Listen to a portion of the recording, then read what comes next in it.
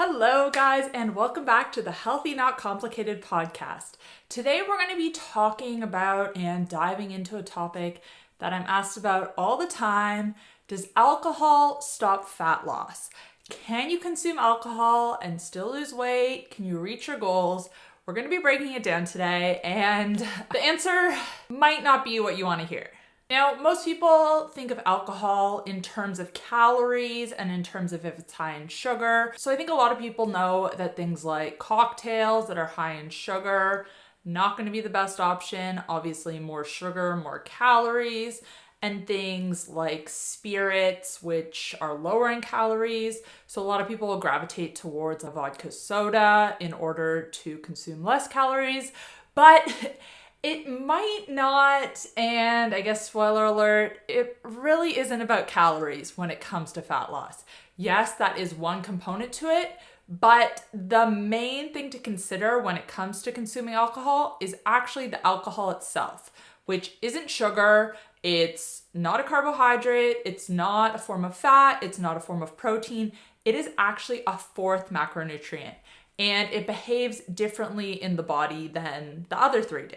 So a lot of people will think that as long as the alcohol they're consuming fits into their calorie limits for the day, that it's okay. And yeah, like I said, there's a little bit more to the story than that. So if there's one thing you take away from this video, it's that when alcohol is in your system, fat burning actually gets paused.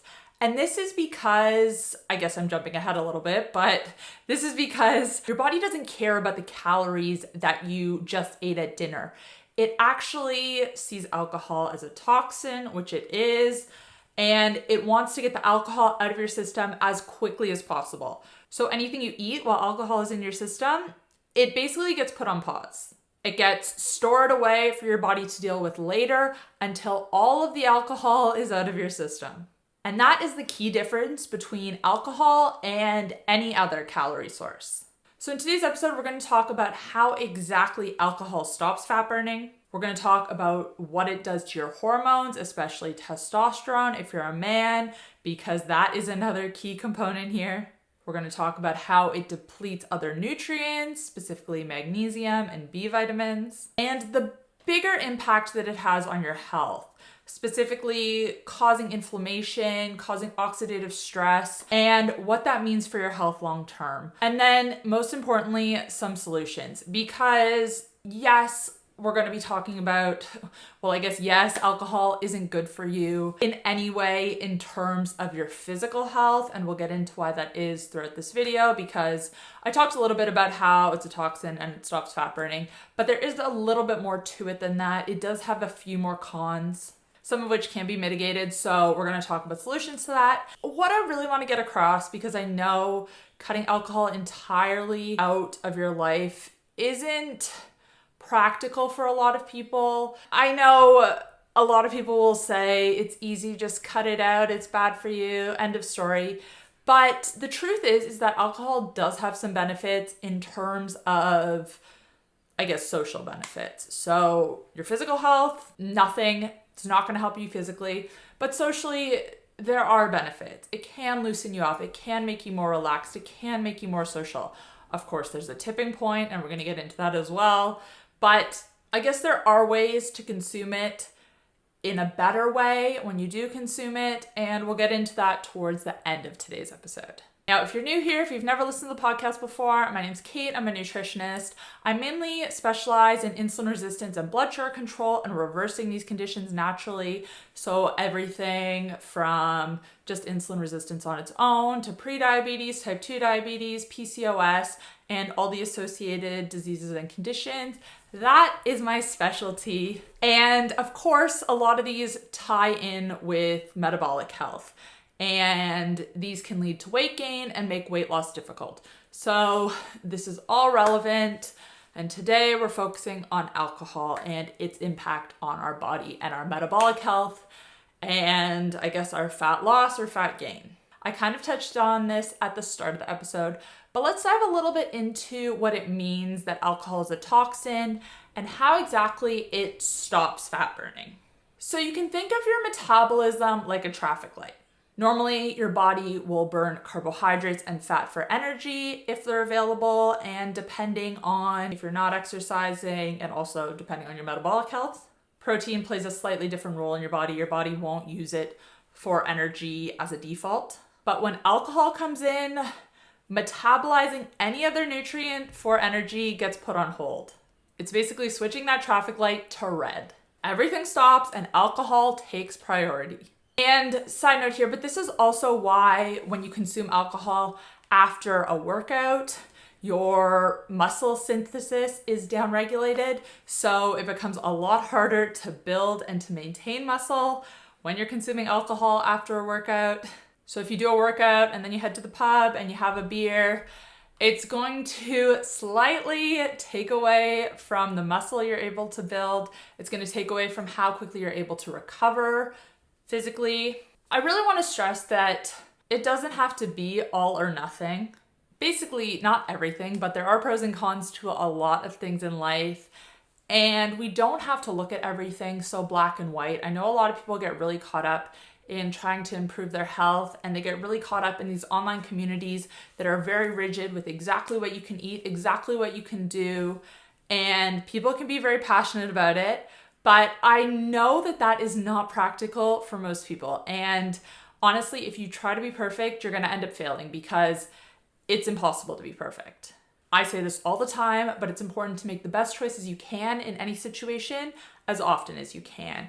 Any choice you make is going to be on a spectrum. There's always going to be better things you can do for your health, and there's always going to be worse things you can do for your health. So just trying to move the needle more towards the better end of that scale, that's what's going to matter. But anyways, a little bit off topic, let's get back to alcohol and why it's a toxin. So your liver is the main site where alcohol gets metabolized. It converts alcohol into these substances that your body can use for energy. But while that's happening, your body shuts down fat oxidation. It says, nope, we're not burning fat right now. We've got this toxin to deal with. And fair enough. And that's why alcohol doesn't just add calories. It changes how your body uses other calories. You could be in a calorie deficit, you could be intermittent fasting, you could be making all the right food choices. But if you're drinking regularly, that could be the reason that your fat loss is stalled. Because your body is not able to spend enough time in that fat burning state. And this is why that late night fast food run you'd go on after a big night of drinking can actually really set you back. Maybe you grab a pizza after a night out, or you go through the drive-thru at McDonald's. Your liver is already working overtime to process the alcohol. Fat burning is paused, so anything you're eating at that time just gets stored as fat. Your body goes, okay, we'll deal with this later. We're just gonna store it. It's gonna be stored energy. We can use it later. And this is why drinking and late night eating are such a dangerous combo. Not to mention, you wake up the next morning, you're probably hungry, you probably are craving something greasy, you go and get a fast food bacon and egg sandwich, you run back to McDonald's, and that's shortening your fasting window even more because your fasting window isn't gonna start until all the alcohol is out of your system. And let's face it, if you had a really late night of drinking, then you might wake up and still not even be in a fasting state. There still might be alcohol in your system. But even if you aren't binge drinking, even if you're just having a glass or two of wine, a couple of beers every evening, or even just 3-4 nights a week, this can also impact your ability to lose fat for the same reason, just on a little bit of a lesser scale. And that again comes down to making better and worse choices and everything being on a spectrum.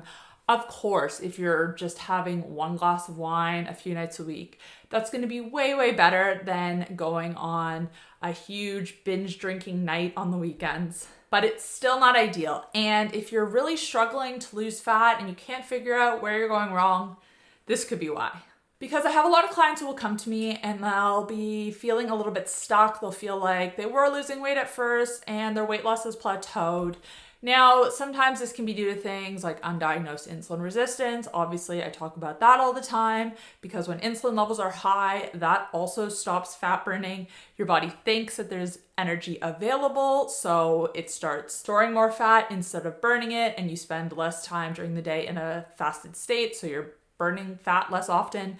It can also be if you have slowed down your metabolism by reducing calories over an extended period of time, calorie restriction. If you are eating too low for your energy needs. Short term, that can lead to weight loss, but over time, your body realizes that it's not getting as much energy as it needs, and it starts to adjust. It starts to cut down on processes in your body to save energy. So that's why people who are chronic dieters will experience things like brittle nails or hair loss. It's because the body is down-regulating those processes in order to save energy. It realizes it's not getting as much energy as it needs in order to keep these things functioning properly. So it starts to cut corners. It obviously wants to keep things like your heart beating and your lungs working. Those are the priority, but it can cut back in other areas like your skin, your hair, your nails. But another issue that I see a lot of times is people who are drinking regularly. And even if they're not overeating, even if they're eating within their energy needs and they should be burning fat, they just aren't losing weight.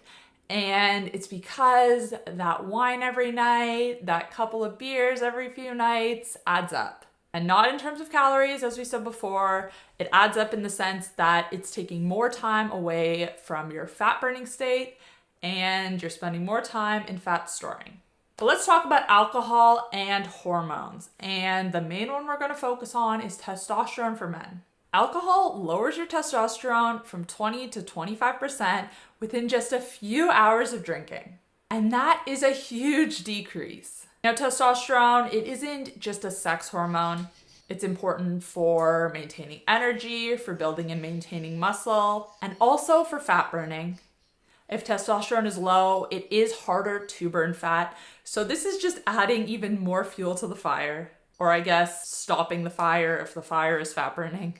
Lower testosterone means you're not building or preserving muscle as well, which also helps with fat burning. Muscle is a metabolically active tissue, so it means your body needs more energy or burns more energy when you have more muscle. It also helps to control blood sugar better. It helps to take in more glucose, so your blood sugar is going to be lower. But if you're drinking too often, it's suppressing testosterone and you're slowing down your metabolism in a very real way. But alcohol doesn't just lower testosterone. It also increases cortisol in both men and women. Cortisol is an important hormone. It naturally spikes in the morning in order to energize us, to wake us up, to give us energy to start our day. But when our cortisol is chronically elevated, this can lead to problems. Cortisol itself can actually push your body to store more fat because it basically signals your body that there's an emergency. And when cortisol is high, you tend to store fat around your belly, which a lot of people are not a fan of. So now we have high cortisol, we have low testosterone, we have a toxin in our system. This is just the perfect storm for fat storage and not for fat burning. Next, let's talk about nutrients because alcohol actually dehydrates you. And with this dehydration, you don't just lose fluid in your body, you don't just lose water, but you also lose nutrients. The main ones you lose are things like sodium, potassium, and magnesium, which are electrolytes, but you're also going to lose some key B vitamins. And this is part of the reason why you experience a hangover the next day. It's dehydration, but not just from water, from the loss of electrolytes as well. Because being low in things like sodium and magnesium can cause headaches, it can cause fatigue, and cause you to feel nauseous. And that's why consuming electrolytes after a night out, before a night out, just staying hydrated with electrolytes in general can really help with a hangover. Because it's not just about dehydration, it's about nutrient depletion.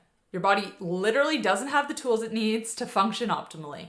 And this is the perfect time to mention sodium and their everyday hydration salts because these electrolytes are a game changer. Now, of course, today we're talking about alcohol, and I just mentioned these can be very helpful if you have a hangover. But a lot of people need electrolytes even if they're not drinking any alcohol. For people who eat a mainly whole food diet, and especially if they have reduced carbohydrates in their diet, even if they haven't done that purposefully, if they've just cut out processed food, automatically you're going to be consuming less carbohydrates, less sugar. And when you do this, your body actually retains less water. And when it loses this excess water, it also loses electrolytes. So it's really important if you are eating mainly whole foods, if you have limited processed foods in your diet, especially if you've made a conscious effort to reduce carbohydrates, that you are taking electrolytes. Because if you don't, you're going to experience things like headaches, fatigue, brain fog, muscle cramps if you're exercising, maybe even muscle cramps if you're not exercising during the night. And Sodi is the best on the market because their hydration salts contain sodium, potassium, and magnesium in the right ratios to help restore balance. A lot of electrolyte supplements out there do not contain enough sodium, so they aren't able to move the needle on your hydration very much. I use Sodi not just after drinking, but also when I'm fasting or training hard. It makes a huge difference in how I feel the next day. If you've ever felt sluggish, headachy, or just off after drinking, 9 times out of 10, it's an electrolyte issue. So in the context of today's video, if you want to minimize the damage and bounce back faster, grab a packet of Sodi's everyday hydration salts before bed or first thing in the morning after drinking. You can check them out by heading to healthcoachkait.com/Sodi electrolytes. I'll put that link in the description box down below, and use code HTK15 at checkout to save 15% off your order. They ship worldwide, and honestly, they're the best on the market. They taste delicious, and they actually hydrate you.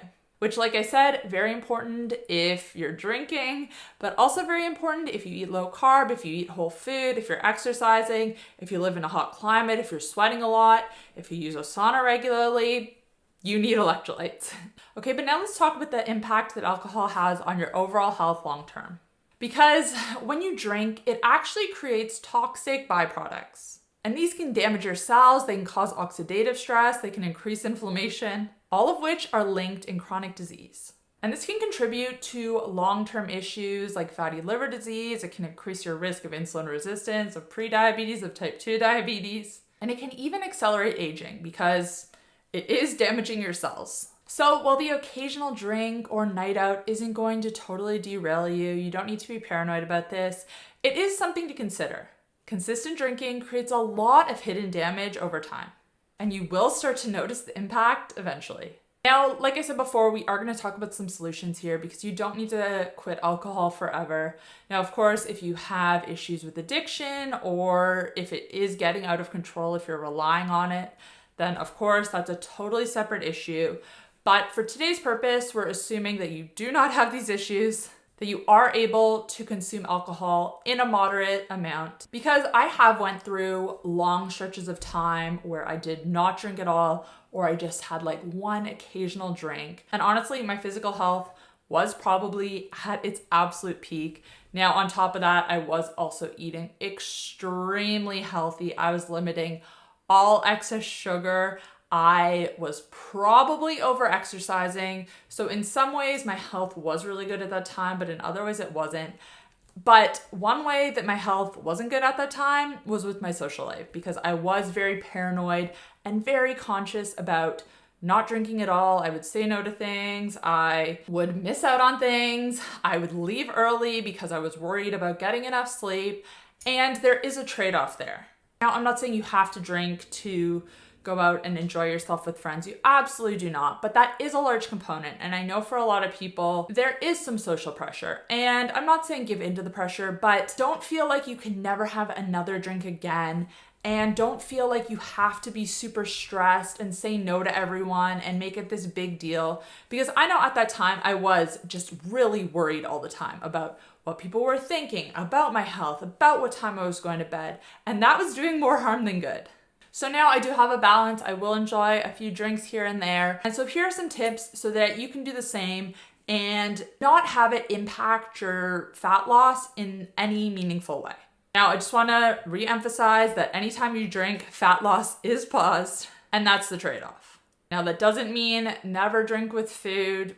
That is okay, but when you can, cut back. And that might seem like an obvious thing to say, but if you are just saying yes to an occasional one drink here and there, and not really because you want to, but just because everyone else is drinking, then that might be a good place to cut it out. Or if you are finding yourself at home and you just like to have a beer before bed, maybe cut out that. Maybe save your alcohol for social situations where you can enjoy it with friends. Because even these small reductions can allow your body more fat burning during the week. Progress comes from cutting back but also from being consistent. Now, I've talked about this briefly, I think towards the beginning of the episode, but the type of alcohol you drink does obviously matter as well. So things like sugary cocktails, yes, these do have more calories, and that can be a problem too because, well, the sugar is still entering your bloodstream, it is still spiking your blood sugar, and your body isn't using it immediately for energy, so it is being stored as fat. If you have something that is lower calories or drier, like a dry red or white wine, or just spirits, vodka, soda, that sort of thing, that is going to be less calories, and that's going to mean less is stored as fat. So drier, low sugar options are going to be better. Repeating myself here, it's not just about calories. Yes, that is one component, but the alcohol is really the main issue. But again, it's about making consistent changes over time and just making the best decision you can as often as you can. Doesn't have to be every time, you don't need to be perfect, but just try to make small baby steps whenever you can. All right, so we've covered a lot in this video. Let's quickly recap some of the key points. The main takeaway, of course, is that alcohol stops fat burning whenever it's in your system. So from the moment you drink until it is completely out of your system, your body is not burning fat. And that is the number one reason why it hinders fat loss. But it also lowers testosterone, it raises cortisol, and it depletes key nutrients in our body. So does this mean you can never drink again? No, of course not. If you do want to cut alcohol out of your diet completely, you are going to see the benefits. But as I mentioned before, there is a trade-off. Alcohol does have social benefits, as much as some people want to deny that and make this a black and white issue and say it's terrible for you. Yeah, I'm not debating that. It is terrible for you in a physical sense, but there is a reason why people consume it. It does make you more social. It does allow you to open up and to relax more. And as long as you are consuming it responsibly, that is a pro. So I have a challenge for you this week, and it's pretty simple. It's just to pay attention. Notice how often you drink. Notice what your triggers are for reaching for a drink. Is it after you've had a stressful day at work? Or do you only drink on social occasions? Take note of this and make adjustments from there. Are there places, are there times when you can cut back? Do you have to have a beer on a Monday night? Just something to consider. And if you do drink, don't forget to replenish your electrolytes with Sodi's Everyday Hydration Salts. Again, they ship worldwide, and I'll put the link in the description box down below. But that is where we are going to wrap up today. Thank you guys so much for listening, for watching. If you're listening on Spotify, make sure to give me a review. If you've listened this long, hopefully it's a 5-star review, but no pressure. If you are watching on YouTube, make sure to give this video a thumbs up. I really appreciate it. Thanks guys for watching, and I will see you in the next one. Bye.